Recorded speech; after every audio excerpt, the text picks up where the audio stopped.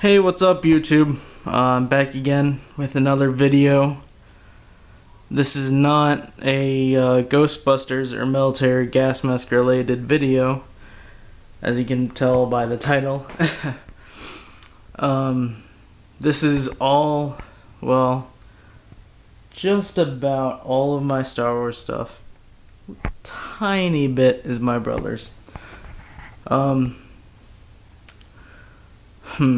Well, where to start? I'm not even too sure, to be honest. Like, this is so much stuff. There's the far back and the front here. I suppose we'll start on this side. So, I just put all my figures around and these 4 bins with carrying handles. And this is a photo case I got at Michael's. They're about $40 each, but they're on sale. In here, there's 16 cases, and each little individual case can fit about 4 Ghostbusters, 4 of my figures in, and I have 4 of them completely filled. So I'll let you do the math for that one. Here's my Imperials. Those are all Stormtroopers and Sand Troopers. I got a couple, or probably the majority of those from a guy named Doug. He goes to these flea markets and stuff. He has a booth there.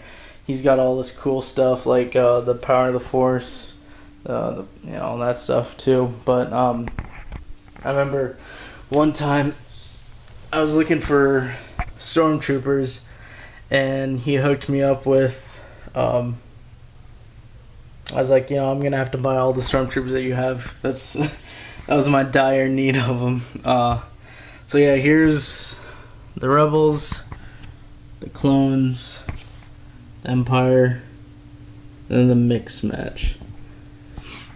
Then up on top I got the Dewback and the Ronto and Jawa. And then over here I got the 2 Death Star playsets. Here is the hallway, or whatever you want to call it, and the detention block. Now, I got both of these from the same guy that I mentioned earlier, Doug. We're pretty good friends. I've been going to him since I was about 8. I remember my first action figure that I picked up from him was the original series Cloud City pilot, and I still have that figure today. I don't have it down here because this is all my stuff that I'm packing up, and I kept some stuff out that my real sentimental stuff, I guess, what you could say. But these playsets both came out in the mid to late 90s. They're pretty cool. It's got a sliding opening door, removable bridge, a belt that's just like they could swing across in the movie, a little gun that can fire a missile. And then here's the detention block where Princess Leia was kept. And there's the garbage chute, and like a little turret to go out into space, maybe to fight off those pesky, or those rebel scum, and the trench, and then the outside with the turrets. And then over here there's the this is my I just died when I saw this. I was like, I have to have it. I got this a long time ago on eBay with an ATSD. I don't have the ATSD anymore, and some other stuff. But the ATSD was starting to fall apart, and there was just nothing I could really do for it. Well, at the time, I mean, now there is, but back then. I was still a little kid. Here's the shield bunker with the dual opening doors. Now, I never really saw a YouTube video of these for the longest time, but I'm sure there is nowadays. But they never showed the back, and I always wanted to know what the back looked like. Nothing. The back is nothing. But still, I always thought that was the coolest thing ever. And then back here, I got some speeders. Then the droid with like 1,000 arms. If you ever played Battlefront or Battlefront 2, I'm talking about the original one, the good one. Not saying that the new one isn't good, but the original is always the best. The video game, that would be the health and ammo droid. The lifesavers. Well, I mean, unless you use cheat codes. I'm sure many of us did. And then up here I got the little old turret. I got this playset from Doug again. Although I don't think I got the figure from him. But I ended up getting the new versions because I also had the Hoth and Endor Ultimate Battle Packs. If you guys don't know what those are or look like, go on Google Images and search that Hoth and Endor Ultimate Battle Pack. Those things were truly the ultimate battle pack. I'm not sure how much they were originally in Target, but I picked mine up from Brian's Toys. They still sell a lot of this stuff, and at Brian's Toys they were both like $115 each. I got them both for Christmas. Yeah, I was really spoiled as a kid. Well, still am, but even more back then. So yeah, once I got these ones, I called Doug because if I had a question about if I was hunting for an item, obviously I'd always call him first. He had one of these because I thought it'd be so cool. I have the new one and then set it next to the old one, and obviously they look great together. And then also had the defense and the attack of Hoth or Echo Base battle packs, which are only at Target. I'll go into those later, but that came with it. And then there's some stuff from the 90s, and then the newer era stuff, the little seat or little cart that all the pilots ride on when they're on Yavin 4. Then the Homestead. I was thinking about throwing away that piece of plastic a while ago, and then I decided I shouldn't, and I'm really glad that I didn't because I feel like those are probably gonna be hard to find someday. And then coming down here, I have this ship next to this thing. This thing was so awesome. So this is the Imperial Troop Transport, if I remember correctly. It had buttons up here. You put a 9-volt here, and there was a turret here, and you press these buttons and they would say something. Now mine, the electronics when I got it, were completely shot. There was no way of restoring it or fixing it, so I just left it at that. And it's also missing some stickers, as you guys can see. It did come with 2 of the little prisoner things that you put on top of them. I just keep them up here in the battery compartment. And then there's some spots for 2 pilots. And then in the back there was like a little inch of storage space, which I thought that was so cool. And then one day when I was looking at it, I was like, this is kind of pointless. It was dead weight. The electronics, were gone. So I was like, what if I take it apart? So I took this whole thing apart, pulled out the electronics, checked them out, thought it was cool.